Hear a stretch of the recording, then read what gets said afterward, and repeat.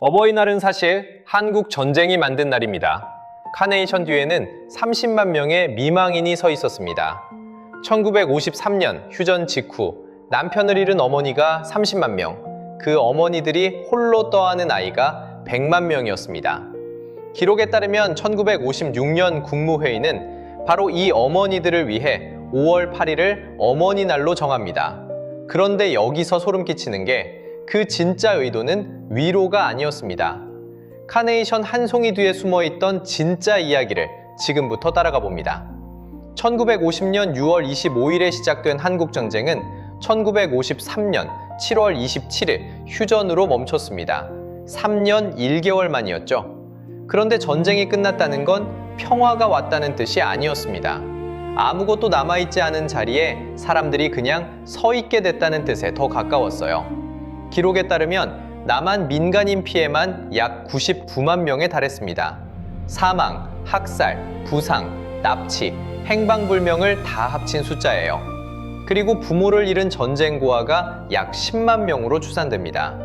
1955년에 처음 실시된 인구조사에서 남한 인구가 약 2150만 명이었으니 이게 얼마나 큰 비중인지 가늠이 되실 겁니다. 그런데 이 숫자들을 가만히 들여다보면 한 가지가 보여요. 남편이 전장에서 돌아오지 못한 집, 아버지가 사라진 집이 그만큼 많았다는 겁니다. 약 30만 명으로 추산되는 미망인들이 하루아침에 가장이 됐고 그 옆에는 부모를 잃은 아이들이 있었어요. 숫자 하나하나가 다 어머니였고 다 한 가족이었던 거죠. 그런데 이 어머니들에게 3년 뒤 국가가 한 일이 있습니다. 기록에 따르면 휴전 직후 남편을 잃은 어머니가 약 30만 명으로 추산되고 그분들이 끌어안은 아이들이 추산 100만 명에 달했습니다. 1956년 어딘가에 살던 한 어머니의 하루는 이런 모습이었을 겁니다. 새벽 5시 어두운 부엌에서 멀건죽 한 그릇을 올립니다. 시어머니는 자리에서 일어나지 못한 지 오래입니다. 약값은 늘 모자라지만 따뜻한 물수건을 갈아들이는 일은 거를 수가 없습니다. 조선시대부터 내려온 효의 5대 원리 중 하나가 부양이었으니까요. 해가 뜨면 시장으로 나가 삭바느질을 받아옵니다. 점심엔 학교 다녀온 큰아이 도시락을 다시 채워보내고 밤엔 막내를 업은 채 남의 집 빨래를 합니다. 생계와 양육과 간병, 이 세 가지가 한 사람 어깨 위에 동시에 얹혀있던 시대였습니다. 그렇게 11시가 되어서야 아이들 옆에 겨우 눕습니다. 그리고 바로 그 1956년 정부는 어머니 날을 만들었습니다. 그런데 여기서 소름 끼치는 게 1956년 국무회의 테이블에 어머니 날을 만들자는 안건이 올라옵니다. 공식 명분은 분명했어요. 양육과 생업을 동시에 짊어진 어머니들을 위로하고 기린다. 듣기엔 따뜻한 이유죠. 그런데 기록에 따르면 그 자리에서 오간 진짜 목적은 조금 결이 달랐습니다. 여성에게 자부심을 심어 자식을 훌륭하게 키울 책임감을 끌어내는 것. 위로가 아니라 임무부여에 가까운 문장이었어요. 그 시대 국무회의 자리에 있었다면 어떤 선택을 하셨을 것 같나요? 댓글로 알려주세요. 이 어머니 날은 1973년 대통령령 6615호에 따라 어버이날로 이름이 바뀝니다. 아버지까지 함께 품기 위해서였죠. 과연 이것은 위로의 날이었을까요? 아니면 임무부여의 날이었을까요? 그렇다면 그날 가슴에 달린 카네이션은 도대체 어디에서 흘러들어온 꽃이었을까요? 그런데 잠깐, 우리가 가슴에 다는 카네이션은 어디서 온 걸까요? 시작은 1908년 미국이었습니다. 안나 자비스라는 여성이 돌아가신 어머니를 기리며 흰 카네이션 500송이를 교회에 보낸 게 첫 어머니 날이었어요.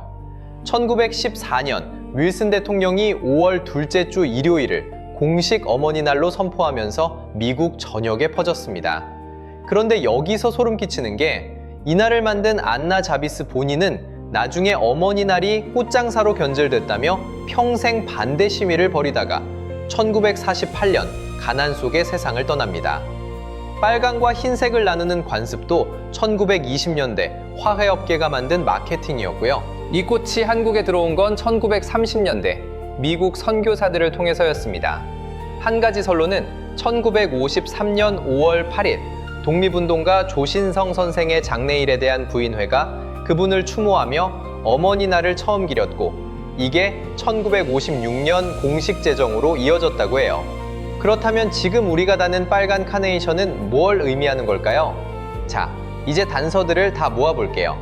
1953년 휴전, 30만으로 추산되는 미망인, 100만 명 가까이 어머니 손에 남겨진 아이들, 그 위에 1956년 국무회의가 올린 위로하고 기린다는 명분, 그리고 그 뒤에 적힌 책임감을 고취한다는 진짜 목적, 거기에 미국에서 건너온 카네이션과 화훼업계가 1920년대에 살아계신 부모는 빨강, 돌아가신 부모는 흰색으로 갈라놓은 상업의 흔적까지.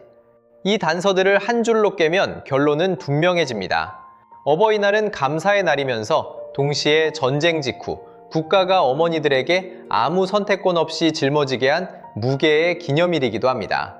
위로의 얼굴과 임무부여의 얼굴, 두 얼굴이 한날에 겹쳐 있는 셈이죠.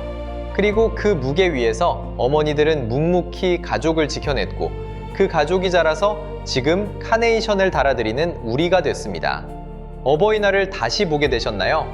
카네이션 달아드리면서 어떤 마음이 드셨는지 댓글에 짧게 남겨주시면 좋겠어요. 빨간 카네이션 한 송이의 무게는 그 꽃이 어디서 왔는지 알고 나면 조금 달라집니다.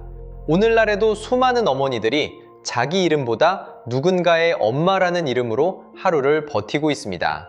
지금 우리도 익숙해서 그냥 지나치는 날들 속에 누군가의 긴 시간이 접혀 있다는 걸 가끔은 펴봐야 하지 않을까요?